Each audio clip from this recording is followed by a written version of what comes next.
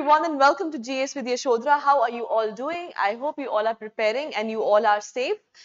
So in the last lecture हम लोगों ने क्या किया था? हम लोगों ने किया था हमारा Revolt of 1857.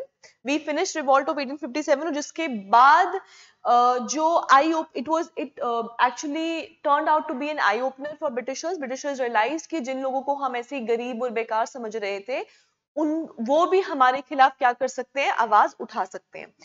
नाउ जिसके चलते उन्होंने गुड गवर्नेंस एक्ट ऑफ 1858, जिसको उन्होंने कहा कि बड़ा ही अच्छा एक गवर्नेंस का हम एक्ट, गवर्नमेंट का एक्ट लेकर आ रहे हैं जो आप लोगों के लिए बहुत बेनिफिशियल होगा, जिसको हम क्वींस डेक्लेरेशन या फिर आपका जो है केनिंग जो है डेक्लेरेशन वो भी कहते हैं. इलाहाबाद में ये हुआ था. ठीक है, वो सब हमने कर लिया था. Okay, so now in this lecture हम लोग पढ़ेंगे that what actually led to the birth of INC. याद रखिएगा 1858 के बाद nothing major actually happened. मतलब major as in like nothing happened जो हमारे लिए जो है वो beneficial होता, जिसके चलते there was a need of a platform. अब आपको याद रखना है कि आईएनसी जब बना था, आईएनसी का एजेंडा कभी भी फ्रीडम, कभी भी स्वराज, पूर्ण स्वराज तो खैर भूल ही जाओ. आईएनसी बनने का agenda was never Swaraj also. INC basically एक ऐसा एक प्लेटफॉर्म था जो हमारे इंडियंस ने यूज किया था to put forward our grievances. Basically हुआ क्या था, एसएन बैनर्जी और आनंद मोहन बोस. अगर आपको आनंद मोहन बोस का नाम याद भी नहीं रहे तो आपको एसएन बैनर्जी का नाम याद रखना है. These two were the main architects. और मेन अगर बात करें, these were the main architects, but in दोनों में से भी अगर एक नाम जो आपको नहीं भूलना है, that is SN Banerjee. SN Banerjee had a very dear friend known, जिनका नाम था एओ ह्यून्स. तो याद रखिएगा इनके एक दोस्त थे जिनका नाम था एओ ह्यून्स. कौन थे ये आपके एसएन बैनर्जी के बहुत अच्छे दोस्त थे. और बेसिकली एओ ह्यून्स कौन थे? He was a retired civil servant. So he was a retired civil servant जो शिमला में जो है रहते थे. Now S N Banerjee went to A O Hume. उन्होंने बोला कि हम एक चाहते हैं कि ऐसा एक प्लेटफॉर्म हो जिसके थ्रू हम अपनी बातें आप लोगों के सामने रख सके और आप लोगों के पास भी एक जरिया हो हम तक कम्युनिकेट करने का. सो बेसिकली कांग्रेस जब बनी थी, it used to serve as a bridge. It used to serve as a bridge between the two. Who were the two? Britishers and Indians. जिसके चलते जो है आपका इंडियन नेशनल कांग्रेस जो है वो बनी थी. याद रखिएगा अगर मेन आर्किटेक्ट्स की बात करें so it is SN Banerjee and Anand Mohan Bose. अगर पेपर में पूछा जाए कि ऐसे कौन से फॉरेनर थे या इंग्लिश पर्सन थे जिन्होंने हेल्प किया था आईएनसी बनने में, तो याद रखिएगा it is A O Hume. But अगर पूछा जाए कि उस टाइम पे who was the viceroy of India, तो वो कौन था? It was Lord Dufferin. So these are two different questions. अगर पूछा जाएगा कौन सा ऐसा इंग्लिश था who help in the formation of INC, so it is A O Hume. But अगर पूछा जाए who was the viceroy, so it was Lord Dufferin. और फाइनली जो है आपकी इंडियन नेशनल कांग्रेस जो है वो बन जाती है. कब बनती है आपकी Indian National Congress? The date has to be remembered. It is 28th of December 1885. ये पूरी की पूरी डेट आपको याद रखनी है. 28 दिसंबर 1885 में फाइनली जो है इंडियन नेशनल कांग्रेस जो है वो बन जाती है. ठीक है, अब जैसे ही इंडियन नेशनल कांग्रेस बनती है, फॉर ब्रिटिशर्स रियलाइज कि यार ये तो हमसे बहुत बड़ा बेवकूफी हो गई है, हमने ये बनने कैसे दिया. और इसको हर जगह पे ब्रिटेन वगैरह में तो कंडेम भी किया गया कि आप लोगों ने आईएनसी बनने कैसे दिया.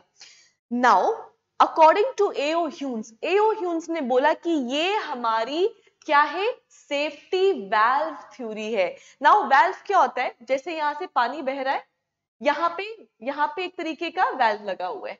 अगर वाल्व को बंद कर दिया जाए तो पानी आगे बह नहीं पाता. मतलब अगर यहाँ पे वाल्व को बंद कर दिया जाए तो आगे जो है वो पानी बह नहीं पाएगा. तो उन्होंने बोला कि this INC is going to help और it is going to serve as a safety valve, मतलब हमारे आगे पीछे एक valve का काम करने वाली है INC, क्योंकि INC कोई धूम धड़ाके के साथ तो बनी नहीं थी, मतलब कहने का मतलब ये हो गया कि कोई strong एजेंडा के साथ तो बनी नहीं थी, it was just to put forward the grievances। और जब INC बनी थी तब इन्होंने कहा था कि हम किस तरीके से काम करने वाले हैं, तो जी हम 3 P's के हिसाब से काम करने वाले हैं, कि हम 3 P's के ऊपर काम करेंगे। That is what? That is petition, prayer and press. कि हम आपको पेटिशन भेजेंगे कि हम क्या चाहते हैं, फिर आपको प्रेयर करेंगे, मतलब रिक्वेस्ट करेंगे कि हमको ऐसा चाहिए, और अगर हमारी बात नहीं मानी जाएगी तो हम तब जाके प्रेस का सहारा लेंगे। जो Britishers were not at all scared, उनको पता था कि यार पिटिशन, प्रेयर और प्रेस से हमारा तो ये क्या ही उखाड़ लेंगे, ठीक है। जिसके चलते एओ ह्यूम्स ने बोला कि एक सेफ्टी वैल्व थ्योरी है यार, हमको पता चलेगा कि वो हमसे क्या चाहते हैं और हम उनको, और ऊपर से हम तो वैसे भी अपने आप को वो सुप्रीम मानते थे कि हम उनको कौन सा वो चीज देने वाले हैं। तो एओ ह्यूम्स ने बोला कि ठीक है यार आईएनसी बनने दो, जिसके चलते like I told you, date has to be remember, 28 दिसंबर 1858 में फाइनली जो है आपका आईएनसी बन जाता है, ठीक है। नाउ आईएनसी के कुछ चीजों जो आपको याद रखनी है, ठीक है। So birth of INC is 28 December 1885। Did I say 58? Sorry, it is 1885। So what is it? That is the birth of INC. Now पहले के 4 सेशन है, तो बहुत सारे सेशंस जो आपको याद रखने हैं, जो एक एक करके मैं आपको बताती जाऊंगी कि ये याद रखो वो याद रखो, बट पहले के 4 सेशंस तो आपको बाय हार्ट याद होने चाहिए। क्यों होने चाहिए? आई जस्ट टेल यू क्यों होने चाहिए। Now who was the main architect? S N Banerjee was the main architect. So technically he should have been the first president, but he was not the first president. That is the first point to remember. So जब 1885 में पहला session हुआ था INC का, सबसे पहली बात तो हुआ कहां पे था? तो बॉम्बे में हुआ था आपका पहला session. It was suppose to happen in Pune, लेकिन पुणे में उस टाइम पे प्लेग फैला हुआ था, इसलिए पुणे का वेन्यू चेंज कर कर कहां रख दिया गया? बॉम्बे में रख दिया गया। And who was the presiding officer और the president of INC at that time? That is WC Banerjee। तो याद रखिएगा, WC Banerjee turned out to be the first presiding officer और फर्स्ट प्रेसिडेंट ऑफ आईएनसी। और INC का पहला session कब हुआ है? हुआ है आपका 1885 में, बॉम्बे में हुआ था आपका पहला सेशन। कितने डेलीगेट्स ने अटेंड किया? कभी कभी ये भी पूछा जाता, तो याद रखिएगा 72 डेलीगेट्स अटेंडेड द सेशन, ठीक है। तो पहला सेशन है, इसीलिए इसकी कुछ कुछ पॉइंट्स आपको याद रखने जरूरी है। दूसरा सेशन 1886 में हुआ। दूसरा सेशन पहली बारी हुआ, पहली बात तो आ गई कि हुआ कहां?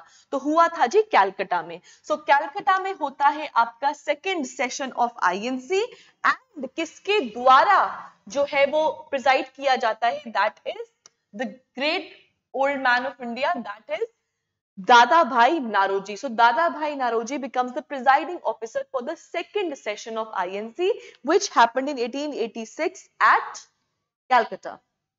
अब तीसरा सेशन जो है हुआ था अगले साल ही 1887 में होता है आपका तीसरा सेशन। किसके द्वारा प्रिजाइड किया जाता है? तो याद रखिएगा सैयद बदरुद्दीन तैयाबजी के द्वारा तीसरा सेशन जो है वो प्रिजाइड किया जाता है। Another point here to remember is कि सेशन होता कहां पे? तो Another point here to remember is कि सेशन होता कहां पे? तो याद रखिएगा जो सेशन है वो होता है आपका मद्रास में, ठीक है। So session takes place at Madras. अब आप पूछेंगे कि इसमें क्या स्पेशल है, तो हमको क्यों याद करना है? तो ये थर्ड सेशन आपको इसीलिए याद करना है क्योंकि Syed Badruddin Tyabji was the first Muslim to preside over the INC session. So he was the first Muslim to preside over INC session, इसीलिए ये जरूरी है। सो 1887 में सैयद बदरुद्दीन तैयाबजी सेशन कंडक्ट करते हैं या सेशन को प्रिजाइड करते हैं मद्रास में, and he turns out to be the first Muslim to preside over the INC session. Next आता है आपका अगला सेशन दैट इज 1888, अगले ही साल।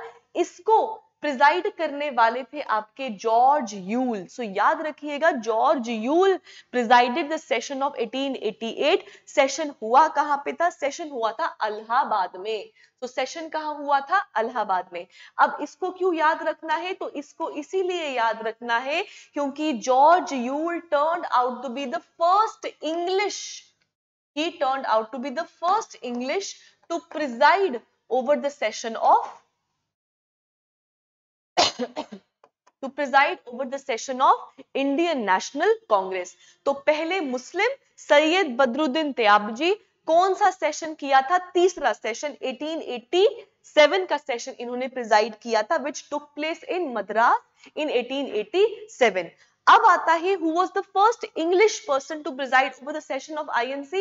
So it is George Yule, जो 1888 में इन्होंने प्रिजाइड किया था सेशन। जो सेशन हुआ कहां पे था?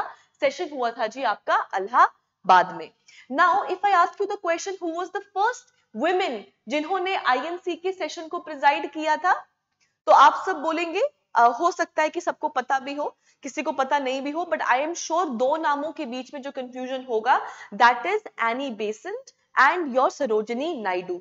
याद रखिएगा, अगर सिर्फ पेपर में फर्स्ट विमेन प्रेसिडेंट के बारे में पूछा गया है आईएनसी का, तो वो एनी बेसेंट है। एनी बेसेंट ने 1917 का सेशन प्रिजाइड किया था। इन सब के बारे में हम होम रूल लीग के टाइम पे पढ़ेंगे, अभी कुछ याद नहीं रखना है। अभी इतना याद रखो, अगर पहली विमेन के बारे में पूछा जाएगा, सो it is who? It is Annie Besant. अगर पूछा जाएगा फर्स्ट इंडियन विमेन की पहली इंडियन विमेन कौन थी जिसने प्रिजाइड किया था, तो वो है आपके सरोजिनी नायडू। तो these are two different question. The nightingale of India that is Sarojini Naidu, वो पहली इंडियन थी प्रिजाइड करने को, लेकिन पहली औरत जो थी वो एनी बेसेंट थी। ठीक है, अब इन दोनों से बिल्कुल उल्टा, दैट इज 1890 1890 में एक औरत जिनका नाम है Kadambini Ganguly. So Kadambini Ganguly became the first women graduate of Calcutta university, और उन्होंने आईएनसी के सेशन में क्या किया था? एक जो है एड्रेस किया था। एड्रेस क्या होता है? अपनी एक स्पीच देना। It is not to preside, जबकि इस सेशन के presiding officer was Firoz Shah Mehta. ठीक है, तो she was not the presiding officer, she was the first women graduate जिन्होंने आईएनसी के सेशन को एड्रेस किया था। कब किया था? 1890 में जो इस सेशन को प्रिजाइड किया था। ठीक है जी, 1890 में इसको प्रिजाइड किया था। किसने किया था? कादम्बिनी गांगुली ने प्रिजाइड किया था। और इसका मतलब क्या था? 1890 का सेशन सिंबलाइज करता था कि विमेन इक्वालिटी को, कि हमारा जो एजेंडा है आईएनसी का, it is to promote women equality. मतलब विमेन जो है वो एट पार है आदमियों के साथ, हम औरतों को अपने से नीचे नहीं समझते हैं, इसीलिए इनको जो एक एड्रेस करने का मौका दिया गया था। ठीक अब था क्या ना,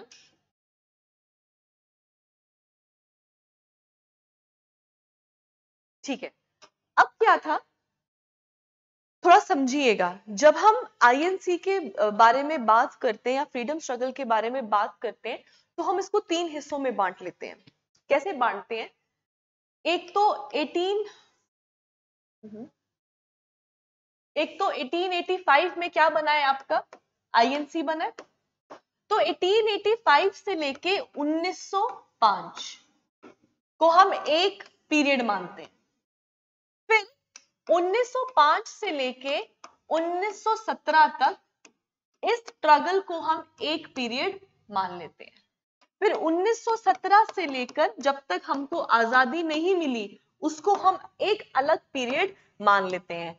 अगर बात किया जाए 1885 से लेके 1905 तक, तो ये जो पीरियड है, it is called as the era of moderators. Moderators मतलब मॉडरेटर्स कौन थे? जो बहुत शांत किस्म के लोग थे, वही 3 P's वाले, शांत। हम पिटिशन करेंगे, फिर प्रेयर करेंगे, फिर प्रेस का सहारा लेंगे, वो थे आपके मॉडरेटर्स बिल्कुल शांत, जो आपके दादा भाई नौरोजी, एस.एन. बैनर्जी, W.C. बनर्जी, ये सब थे आपके मॉडरेटर्स जिन्होंने आईएनसी की शुरुआत की थी। इसी के बिल्कुल उल्टा 1905 से लेके 1917 के बीच में जो पीरियड था, वो था उन लोगों का जो मानते थे कि अगर घी सीधी उंगली से ना निकले तो उंगली को टेढ़ी कर लेना पड़ता है। मतलब पीपल जो थोड़े से दिमाग के तेज नहीं, दिमाग के गरम थे। देयरफॉर ये जो पीरियड है, it is called as the era of extremists. तो ये जो गरम दल वाले लोग थे, जो दिमाग से थोड़े वो थे, गरम थे, दे वर कॉल्ड एज एक्सट्रीमिस्ट। कौन कौन थे वो हम आगे पढ़ेंगे। अब 1917 से लेके आजादी 1947 तक ये जो पीरियड था, it is called as the Gandhian style of struggle. क्योंकि कौन आगे है 17 में, 15 में rather, that is your Mahatma Gandhi. So that is the Gandhian style of struggle या फिर गांधीयन एरा। तो गांधीयन स्टाइल ऑफ स्ट्रगल, ठीक है, या फिर हम सीधे अगर बात करें तो गांधीयन एरा। तो इन तीन हिस्सों में बांट देते हैं हम आपका फ्रीडम स्ट्रगल। दैट इज 1885 से लेके 1905, दैट इज मॉडरेटर्स। 1905 से लेके 1917 तक आपके एक्सट्रीमिस्ट्स, और 17 से लेके 47 तक आते हैं आपका Gandhian style of struggle. Now what actually led to this, कि हुआ ऐसा क्या कि ये गांधीयन, और चलो गांधीयन तो हम समझ गए कि गांधी जी आगे, बट एक्चुअली व्हाट हैपेंड जिसकी वजह से ये जो एक्सट्रीमिस्ट बन गए, मॉडरेटर्स बन गए, हुआ क्या, एक्सट्रीमिस्ट को बहुत समय दिया गया। 1885 में ये बना था, और स्टार्टिंग के 1900s तक, मतलब बहुत बिल्कुल ही स्टार्ट ऑफ द 1900s, उसमें भी उनको टाइम दिया गया कि ठीक है आप हमारे लिए कुछ करो। However moderators failed in every aspect. Moderators ने अपने टाइम पीरियड में कोई भी ऐसा काम नहीं किया जिसको हम आज के टाइम पे बैठ के पढ़े और सोचे कि बहुत काम किया, तो ऐसा कुछ भी नहीं किया। लेकिन सोने पे सुहागा तब होता है जब 1903 में आते हैं आपके लॉर्ड कर्जर। लॉर्ड कर्जर पहले ही आगे होते हैं, Lord cursor was the viceroy, but Lord cursor के द्वारा एक अनाउंसमेंट किया जाता है जिसमें वो बताते हैं कि हम प्लान कर रहे हैं पार्टीशन ऑफ बंगाल। आज का बंगाल नहीं, तब का बंगाल, जिसमें आपका अर्स्टवाइल ईस्ट पाकिस्तान भी आता था, आपका जितना भी नॉर्थ ईस्टर्न एरिया वो भी उसमें आता था। सो पुराने टाइप का बंगाल के बारे में हम इसमें बात कर रहे हैं। अनाउंसमेंट होता है कि हम लोग प्लान कर रहे हैं कि हम बंगाल की पार्टीशन करने वाले हैं। कौन अनाउंस करता है, viceroy Lord cursor. Lord cursor का नाम इंपॉर्टेंट है, जिसके चलते जुलाई 1905 में हो जाती है फाइनल अनाउंसमेंट कि हम क्या करने वाले हैं, फाइनली हम जो है पार्टीशन ऑफ बंगाल करने वाले हैं। पहले हमने अनाउंसमेंट किया था कि हम ऐसा कुछ प्लान कर रहे हैं, बट हम सच्ची में जो है जुलाई के महीने में 1905 में ये बोलते कि पक्का पक्का हम जो है पार्टीशन ऑफ बंगाल कर रहे हैं। और अक्टूबर 16 अक्टूबर को फाइनली जो है पार्टीशन ऑफ बंगाल हो जाता है। Now the question is, Bengal was a very big presidency, बहुत बड़ा था बंगाल। तो ब्रिटिशर्स कहते हैं कि हमसे इतना बड़ा एरिया जो है वो अकेले बंदे से गवर्न नहीं हो रहा है, इसलिए हमको बंगाल को पार्टीशन करना पड़ेगा ही पड़ेगा फॉर बेटर गवर्नेंस। कोई इशू नहीं है, बट प्रॉब्लम क्या हुई कि हम लोग इतना भड़क गए on the partition of Bengal. तो प्रॉब्लम था style of partition of Bengal. So problem was not partition of Bengal, problem was style of partition of Bengal, कि जिस तरीके से बंगाल का पार्टीशन किया जा रहा था वो सबसे बड़ा प्रॉब्लम था। अब आता है कि स्टाइल क्या था पार्टीशन ऑफ बंगाल का। तो याद रखिएगा, इन्होंने कहा कि हम बंगाल को दो हिस्सों में बांट देंगे, एक आएगा आपका ईस्ट बंगाल और एक आएगा आपका वेस्ट बंगाल। जो वेस्ट बंगाल है वहां पे रहेंगे आपके हिंदू मेजोरिटी वाले लोग। सो हिंदू मेजोरिटी वाले लोग जो है they are going to stay in the west portion of the Bengal. इसी के बिल्कुल उल्टे जो ईस्ट में है वहां पे मुस्लिम मेजोरिटी वालों को रख दिया। तो किनको रखा, मुस्लिम मेजोरिटी वालों को रखा।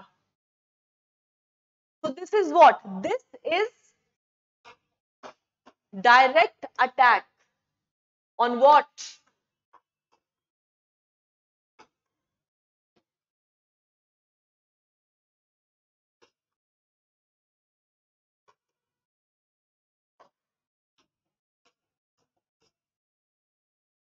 So this was a direct attack on the unity of India, that is dividing of who? Hindus and Muslims. So problem कभी ये नहीं था कि बंगाल बड़ा है, इनको बेटर गवर्नेंस के लिए तोड़ना है, तोड़ लो आप, नो प्रॉब्लम, लेकिन लोगों को क्यों बांट रहे हो? So style of partition turned out to be the biggest reason for discontentment among people, जिसके चलते जो लोग हैं बंगाल के, उन्होंने बोला कि अपना पार्टीशन पुटिशन अपने पास रखो, हम इन चीजों को नहीं मानते। हाउएवर गवर्नमेंट थी, गवर्नमेंट ने फाइनली अक्टूबर के महीने में कर दिया, लेकिन जुलाई से लेके अक्टूबर के बीच में महीना आता है अगस्त का। सो इस अगस्त के महीने में बंगाल में होता है स्वदेशी मूवमेंट। कहां शुरू हो जाता है आपका? बंगाल में हो जाता है। तो याद रखिएगा, कैलकाटा टाउन हॉल में, कहा जी? कैलकाटा टाउन हॉल में होता है आपका स्वदेशी मूवमेंट। ठीक है, अगर आपको पूछा जाए ठीक है, सो इतना मैंने आपको बता दिया, कैलकाटा टाउन हॉल में होता है आपका कैलकाटा टाउन हॉल में क्या होता है आपका? स्वदेशी मूवमेंट जो है वो बंगाल में शुरू हो जाता है। तो वो बोलते हैं कि हम क्या करेंगे, हम स्वदेशी मूवमेंट को कैरी फॉरवर्ड करने वाले हैं। क्यों कर रहे हैं? क्योंकि we are not happy to the way ये लोग हमारी यूनिटी को तोड़ रहे हैं। ठीक है, जिसके चलते just a second please. Okay, right,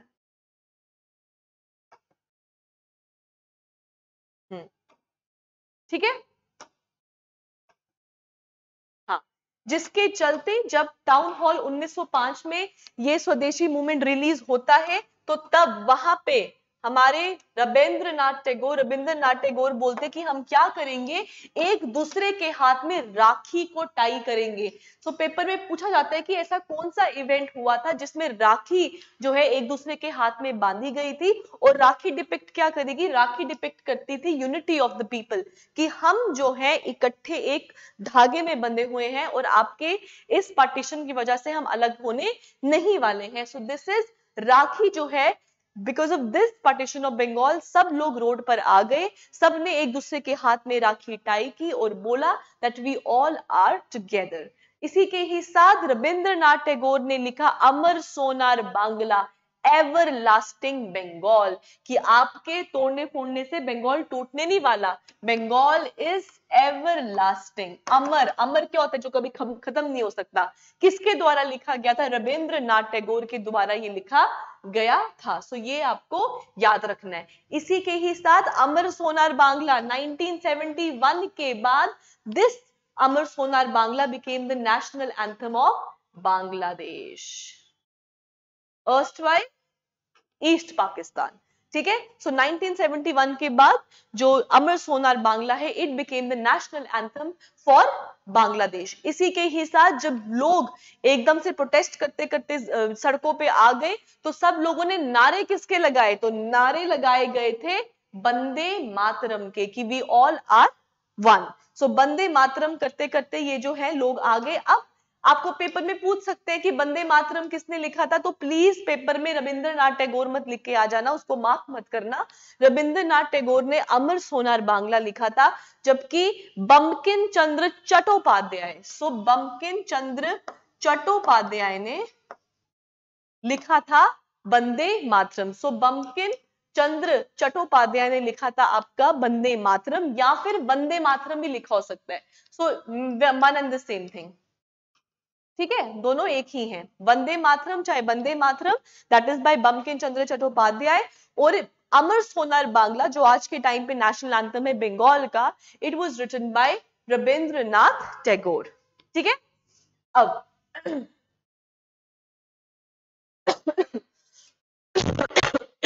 sorry, now जब ये सब चीजें हो गई 1905 में town hall, Calcutta town hall में बंगाल के लोगों ने कहा कि हम लोग क्या कर रहे हैं, स्वदेशी मूवमेंट को स्टार्ट कर रहे हैं। अब आईएनसी क्या थी? इंडियन नेशनल प्लेटफॉर्म पे थी। तो आईएनसी के, लिख लीजिएगा इसको, आईएनसी के 1905 के बनारस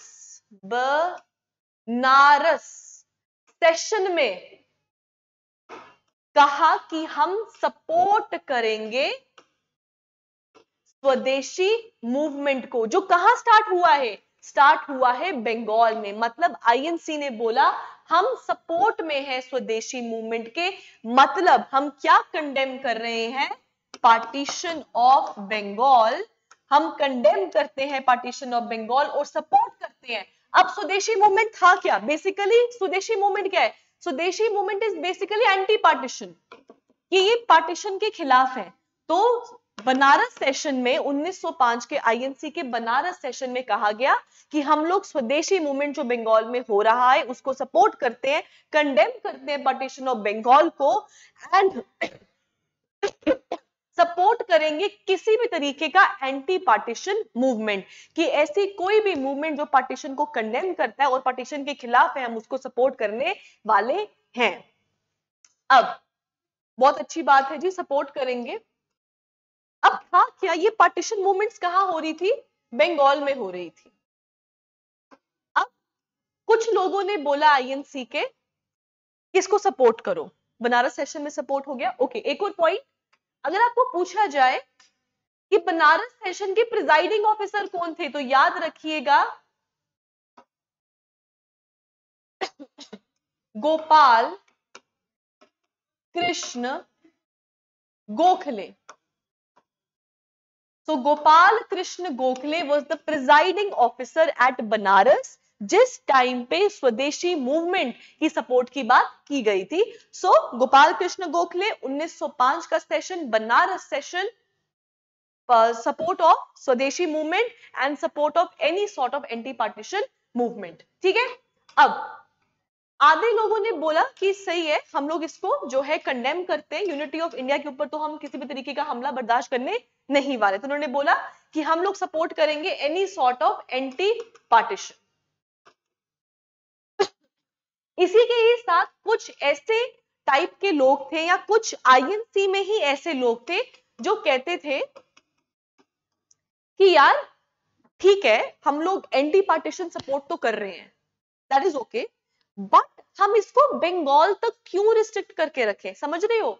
सारी partition movements, anti partition movements कहां हो रही है? सबकी सब बंगाल में हो रही है, स्वदेशी भी बंगाल में ही हुई है। तो आईएनसी के कुछ लोगों ने बोला कि हम लोगों को बंगाल में इनको सीमित करने की जरूरत नहीं है, it is the right time कि हम इस चीज को मुद्दा बना के anti partition movements all over India launch कर दे। ये थे एक आइडियोलॉजी वाले लोग। अब क्या हो गया? आधे हैं जो कहते हैं नहीं, बंगाल हर जगह लड़ाई करने की जरूरत नहीं है। आधे कहते हैं कि यार ये बेस्ट मौका है, इसी को ही मुद्दा बनाओ और नेशनल लेवल पे इनके खिलाफ जो है हल्ला बोल दो। इसमें क्या हो गया? आइडियोलॉजीज डिफरेंस हो गया कि दो दो सोच वाले लोग आगे, एक आगे की नहीं नहीं बंगाल में प्रॉब्लम है, बंगाल में रखो। तो ये कौन हो गए? नरम दल वाले लोग, मतलब मॉडरेटर्स। तो मॉडरेटर्स कौन थे? जिन्होंने बोला कि स्वदेशी मूवमेंट को बंगाल तक रहने दो, कहीं और लेके जाने की जरूरत नहीं है। जबकि ये कौन है? दफा करो सब कुछ, इट इज टाइम, एजेंडा बनाओ और इसको ऑल ओवर इंडिया मुद्दा बना के इसको लॉन्च कर दो। तो ये कौन है? गरम दल वाले लोग, मतलब ये कौन है? आपके एक्सट्रीमिस्ट्स। समझ गए कि आपके मॉडरेटर्स कौन थे और आपके एक्सट्रीमिस्ट्स कौन थे? ठीक है। अब कुछ नाम मॉडरेटर्स की बात किया जाए तो आपके एस.एन. बैनर्जी, डब्ल्यू.सी. बनर्जी, दादा भाई नौरोजी, दे वर सम ऑफ द लीडिंग मॉडरेटर्स। अगर बात किया जाए एक्सट्रीमिस्ट्स की तो याद रखिएगा बाल पाल लाल एंड औरोबिंदो घोष। पूछा जाता है पेपर में, who among the following was an extremist, who among the following was not an extremist. तो यहां पे आप डिफरेंस कर सकते हैं। बाल पाल लाल, that is Bal Gangadhar Tilak, Bipin Chandra Pal, Lala Lajpat Rai, they were all your extremist, and of course Aurobindo Ghosh, Aurobindo Ghosh के बारे में हम आगे पढ़ेंगे, क्योंकि औरबिंदो घोष एक बार किसी बॉम्ब की कॉन्स्पिरेसी में ही वाज अंडर ट्रायल्स, तो उस टाइम पे सीआर दास ने इनका केस लड़ा था, जिसके बारे में हम अलीपुर कॉन्स्पिरेसी के टाइम पे बात करेंगे, अभी नहीं, ठीक है। सो बाल पाल लाल एंड औरबिंदो घोष ये वो लोग थे जो कहते थे कि बंगाल नहीं ऑल ओवर इंडिया लॉन्च करो। So these were extremist, you get my point. So आज के चैप्टर, आज के टॉपिक में हमने क्या पढ़ा, birth of INC, what led to the formation of INC, किन्होंने आईएनसी बनाने में सपोर्ट किया, who presided over the first 4 sessions of INC। इसी के ही साथ हमने पढ़ा मॉडरेटर्स और एक्सट्रीमिस्ट्स में क्या फर्क था, what led to the formation or difference in ideologies, and of course हमने पढ़ा announcement of partition of Bengal। तो अभी तक हमने सिर्फ partition of Bengal करवाया है, आगे के लेसन्स में हम क्या करवाएंगे, annulment of the partition of Bengal। In the next lecture we are going to talk about Swaraj, that is 1906 में स्वराज क्यों अडॉप्ट किया गया था और स्वराज का डेफिनेशन था क्या। इसी के ही साथ हम लोग बात करेंगे हिस्टोरिक सूरत सेशन के बारे में, that is also called as Surat split। So thank you guys, have a nice day, stay home, stay safe, keep preparing, and of course do not forget to like, share and subscribe. Thank you.